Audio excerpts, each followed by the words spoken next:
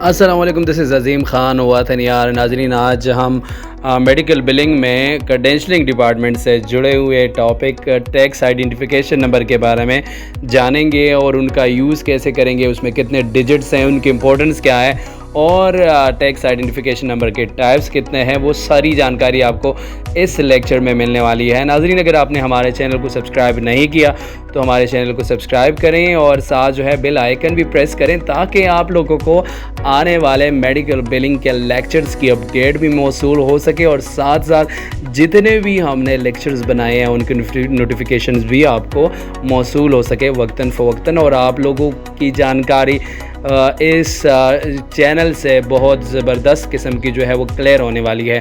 तो चलिए जी, what is tax identification number? Tax identification number is a unique identifier assigned to individual businesses and organization by the Internal Revenue Services in the United States. It is used for tax purposes and helps track financial activities including income reporting and tax payment.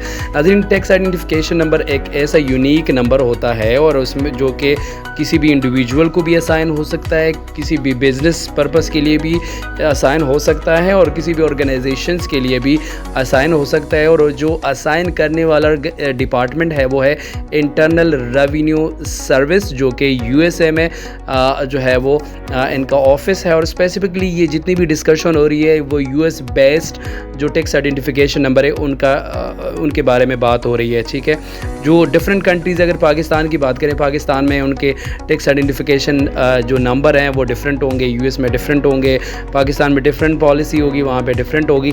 तो हमने जाना है US जो tax identification number है उस हवाले से। और जब हम यूजुअली अपने क्लेम्स में भी सबमिट कर रहे होते हैं तो हमें इस चीज़ के बारे में ये जानना ज़रूरी है कि किसी भी प्रैक्टिस के लिए टैक्स आइडेंटिफिकेशन नंबर की इनरोलमेंट का बहुत होना ज़रूरी है कि अगर लेट सपोज़ कि कोई भी डॉक्टर अगर टैक्स आइडेंटिफिकेशन के साथ इनरोल नहीं है इंश्योरेंस कंपनी के साथ, तो वो क्या हो जाएगा, उनके क्लेम जो है वो रिजेक्ट हो जाएंगे और पे नहीं होंगे। तो इसीलिए टैक्स आइडेंटिफिकेशन नंबर का इंश्योरेंस के साथ भी इनरोलमेंट बहुत ज़रूरी है। और इसके अलावा हम इसकी इम्पोर्टेंस के बारे में हमने बात की है कि इम्पोर्टेंस ये जो डेली एक्टिविटीज़ होती है टैक्स आइडेंटिफिकेशंस के हवाले से, उन तमाम की जो है वो ट्रैकिंग होती है, प्रॉपर उनका रिकॉर्ड होता है, उनकी रिपोर्टिंग पर्पस के लिए भी ये टैक्स आइडेंटिफिकेशन नंबर जो है वो यूज़ होता है। साथ साथ हम बात करते हैं कि इसमें डिजिट्स कितने हैं। तो डिजिट्स जो है वो इसमें 9 डिजिट्स हैं और 9 डिजिट्स जो है वो इसका तरतीब कुछ ऐसा ही है कि पहले 3 डिजिट्स होते हैं, फिर डैश होता है, फिर 2 डिजिट्स होते हैं और फिर उसके बाद डैश होता है और साथ 4 डिजिट्स होते हैं। तो टोटल जो नंबर ऑफ उनके हैं डिजिट्स हैं वो 9 है। और इसकी अगर हम बात करें, कोई भी क्वेश्चन करे कोई हमसे, तो हम कि टैक्स आइडेंटिफिकेशन नंबर कितने डिजिट्स पर मुश्तमिल होता है, तो हम उनको बता सकते हैं कि उनके 9 डिजिट्स जो है वो होते हैं। नाज़रीन, अगर हम हिकफ़ा की बात करें, क्लेम जब हम क्रिएट करते हैं तो हिकफ़ा 1500 में बॉक्स नंबर 25 में टैक्स आइडेंटिफिकेशन नंबर जो है वो इंटर होता है और अगर ये वहाँ पे मिस होगा तो क्लेम डिनाई हो जाएगा और रिजेक्ट भी हो सकता है। Importance of the tax identification number in medical billing.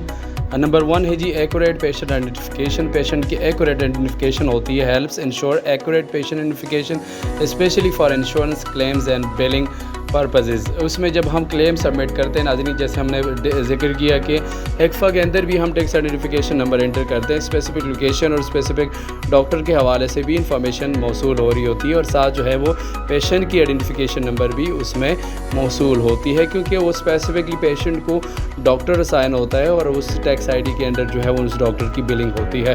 तो ये उस चीज़ में भी हेल्प आउट करती है। Insurance verifications. TINs are essential for verifying insurance coverage and eligibility of the patients. ये जो टेंस जो है वो बहुत ज़रूरी है पेशेंट के एलिजिबिलिटी के लिए।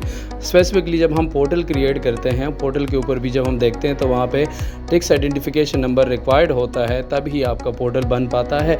और अगर हम IVR की बात करें तो वहाँ पे भी आपसे जब आप क्लेम्स या एलिजिबिलिटी आप पूछते हैं और तब भी डॉक्टर की इन्फॉर्मेशन वहाँ पे रिक्वायर्ड होती है, या आप कॉल करते हैं किसी भी क्लेम्स डिपार्टमेंट को तो वहाँ पर भी भी आपको वो पूछते हैं कि भाई हमें टैक्स आइडेंटिफिकेशन नंबर दें, डॉक्टर का एड्रेस दें, डॉक्टर का NPI नंबर बताएं, तो ये सारी जानकारी वहाँ पे भी आपसे पूछी जाती है।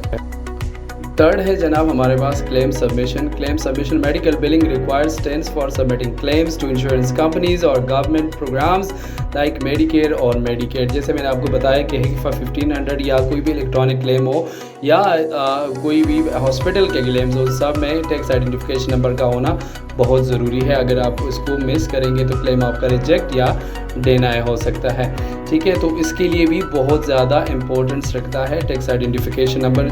मीन की जो भी मेडिकल बिलिंग से रेलेवेंट कोई भी टास्क है और क्लेम सबमिशंस के हवाले से या एलिजिबिलिटी वेरिफिकेशन या पोर्टल क्रिएशन पे जितने भी ज़रूरी जो आपके पास इंफॉर्मेशन रिक्वायर्ड होती है उसमें टैक्स आइडेंटिफिकेशन नंबर भी ज़रूरी रिक्वायर्ड होता है।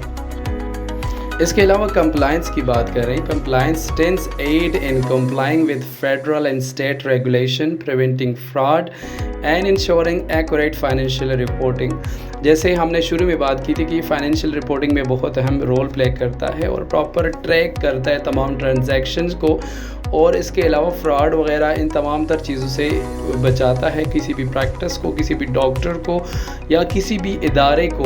तो यहाँ पे भी इनकी इम्पोर्टेंस बहुत ज़रूरी है कि जो भी जितनी भी ट्रांजैक्शन है उसका प्रॉपर रिकॉर्ड बन रहा होता है, उसके टैक्स पेयर्स इंफॉर्मेशन शो हो रही होती है और वो इनकी प्रॉपर उस टैक्स ID के अंदर कितनी ट्रांजैक्शन हुई तमाम तर डिटेल जो है सामने नज़र आ रही होती है। तो ये बहुत ज़्यादा ज़रूरी है उस हवाले से।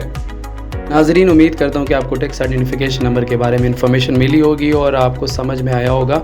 और नाज़रीन, नेक्स्ट लेक्चर में आपकी खिदमत में हाज़िर होंगे, तब तक के लिए इजाज़त चाहिए। अल्लाह निगहबान। और जाते जाते हमारे चैनल को सब्सक्राइब करें, साथ कमेंट्स भी करें और लाइक भी करें, ताकि आप लोगों तक हम जो है वो मोटिवेटेड अंदाज में अपने न्यू लेक्चर जो है वो बनाएं, आप लोगों तक पहुंचाएं और कोशिश करें कि जितनी आसानी से आपको समझ में आ सके वो लेक्चर बनाएं आप लोगों के लिए। Thank you.